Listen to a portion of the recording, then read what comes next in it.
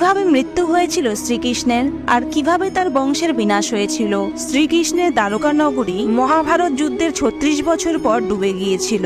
দ্বারকা নগরী ডুবে যাওয়ার আগে দ্বারকার যাদব বংশীরা নিজেরা মারামারি করে নিজেদের বংশের বিনাশ করে। সমস্ত যদুবংশীর মারা যাওয়া আর দ্বারকা নগরী সমুদ্রের নিচে ডুবে যাওয়ার দুটি কারণ ছিল। এক, গান্ধারীর 100 পুত্রের মৃত্যুর পর ক্ষোভে দুঃখে শ্রীকৃষ্ণকে অভিশাপ দিয়েছিলেন, যেভাবে কৌরব বংশের বিনাশ হয়েছে ঠিক সেইভাবে যদু বংশেরও বিনাশ হবে।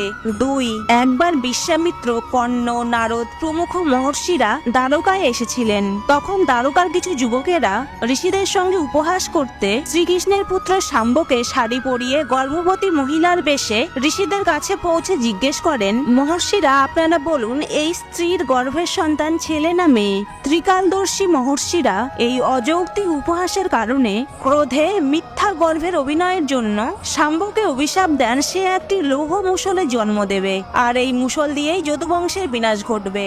অভিশাপের ফলস্বরূপ শাম্ব পরদিনই একটি মুষলের জন্ম দেয়। শ্রীকৃষ্ণ ভালোভাবেই জানতেন এই অভিশাপ অতি অবশ্যই ফলবে। মুষলের প্রহার থেকে যদুবংশীদের বাঁচাতে রাজা উগ্রসেন মুষলটিকে টুকরো টুকরো করে সমুদ্রে ফেলে দেন।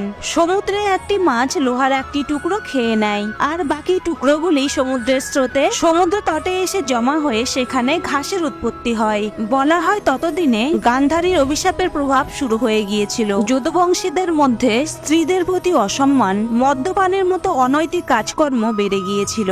একদিন হঠাৎই যদুবংশীরা সমুদ্র তীরে নিজেদের মধ্যে ঝগড়া করছিল। ঝগড়ার মধ্যেই অনেকের হাতে অস্ত্র না থাকায় সমুদ্র তীরের ঘাস তুলেই নিজেরা মারামারি শুরু করে। এই ঘাসগুলি হাতে নিলেই তা লৌহ মুষলে পরিণত হতো। এই লৌহ মুষল দিয়ে একে অপরকে আঘাত করে। নিমিষেই দেখতে দেখতে সমস্ত যদুবংশের বিনাশ হয়ে যায়। এই ঘটনার পরে বলরাম নিজের বংশের বিনাশে মর্মাহত হয়ে হতাশ চিত্তে নিজের দেহত্যাগ করেন। ভ্রাতা বলরামের দেহত্যাগের কথা শুনে শ্রীকৃষ্ণ মর্মাহত হন এবং বুঝতে পারেন তার বৈকুণ্ঠ যাওয়ার সময় হয়ে গেছে। এরপর তিনি জঙ্গলের মধ্যে একটি গাছের নিচে শুয়ে পড়েন।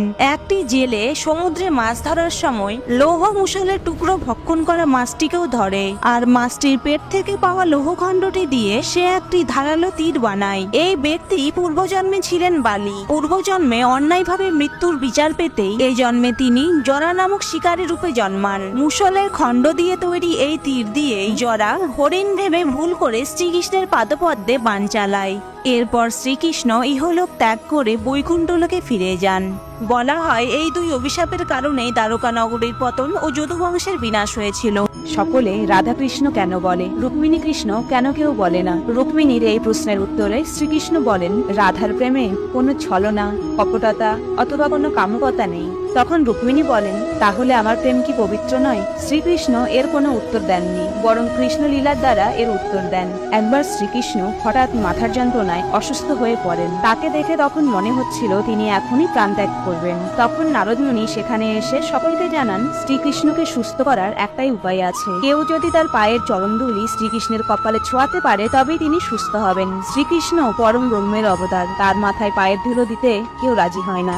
এমনকি রুক্মিণীও ভয়ভীত হয়ে এই কাজ করতে পিছিয়ে যান। তখন সেখানে রাধা আসেন এবং এক মুহূর্ত বিবেচনা না করে নিজের পায়ের ধুলো শ্রীকৃষ্ণের কপালে লাগিয়ে দেন। তখন রুক্মিণী রাধাকে বলেন, তুমি এ কাজ কেন করলে? তোমার তো নরকেও স্থান হবে না। রাধা মৃদু হেসে বলেন, আমার কৃষ্ণ শুধু সুস্থ হয়ে উঠুক, তার জন্য নরকে যেতে হলেও আমার কোনো দুঃখ নেই। এরপর রুক্মিণী রাধাকৃষ্ণের পরম পরাকাষ্ঠা অনুভব করতে পারেন। ভিডিওটি ভালো লাগলে প্লিজ ফলো করে সাপোর্ট করুন। Thank you.